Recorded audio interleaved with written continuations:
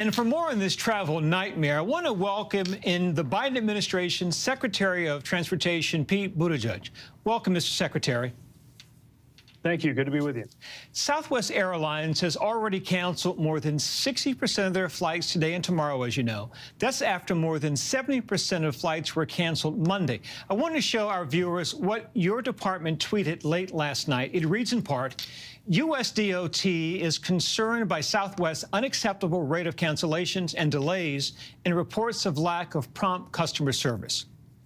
The DOT said they were looking into whether the cancellations were controllable, and you tweeted that you would have more to say today.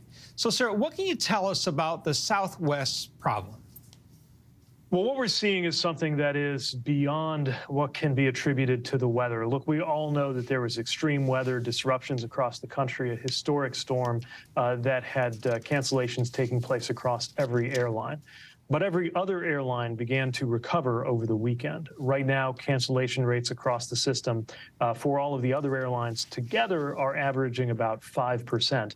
With Southwest, it's more in the neighborhood of 60 or 70%. It's a shocking and unacceptable level of disruption, combined with passengers being unable to get anybody on the phone to help them, and the airline indicating that they're actually not able to fully keep track of where their own flight crews are. So in my judgment, this has crossed the line into something that is not just a weather delay, but something that the airline is responsible for, which means that they need to meet customer service commitments that they made to us earlier this year when we were pushing for the airlines to enhance their level of customer service in the wake of all of the disruptions that we saw in the early summer holidays. Bottom line is this is just not an acceptable level of service. Now, from the airline's perspective, Southwest Airlines CEO Bob Jordan's called it, quote, the largest scale event he's ever seen. For our viewers and for those stranded as a result, what responsibility does the airline have in a situation like this, and what rights do passengers have?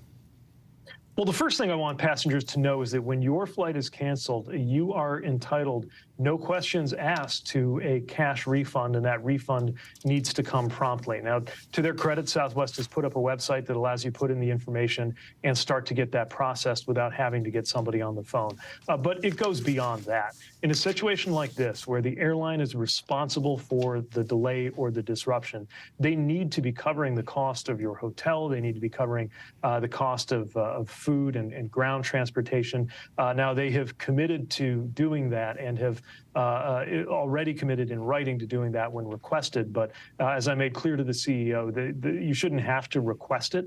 This should be something that they're proactively offering. Ms. Secretary, to that point, could Southwest face consequences for failing its customers beyond what you've laid out? We're taking a look at all of that right now. There are a number of responsibilities they have and things that we can enforce in terms of the way that they treat their customers and how their operations roll out.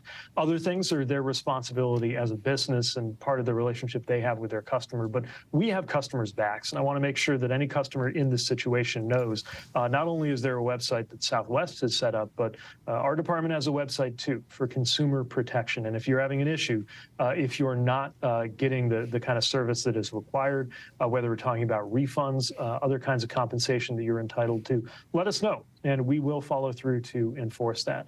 Of course, it shouldn't have come to this in the first place, and so I'm looking for more explanations of how this could have happened.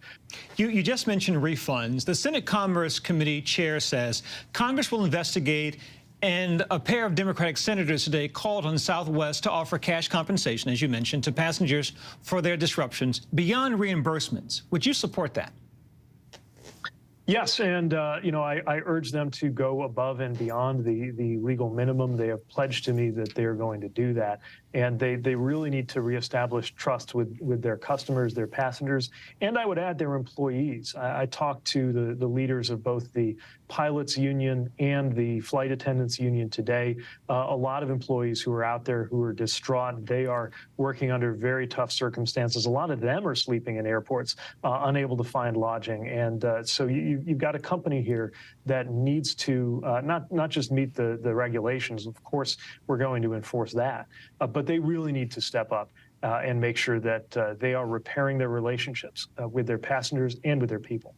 And, Mr. Secretary, can you share with the public Is there something uniquely challenging at Southwest right now? Why are they having this issue when so many other airlines, as you said, the weather has impacted every airlines, but other airlines have been able to move forward? Southwest seems to be isolated in this moment.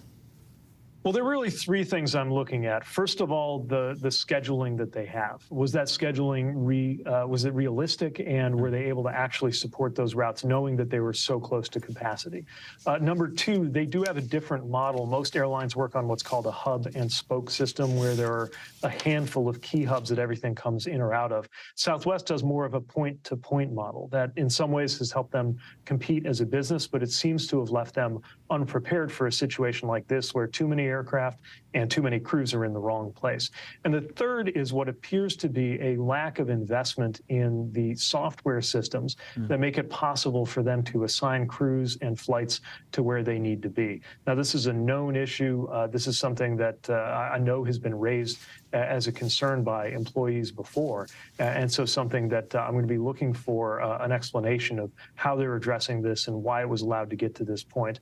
Secretary Buttigieg, thank you so much, sir, for your time. We wish you and your family the best new year. Thank you, sir. Thanks. Same to you.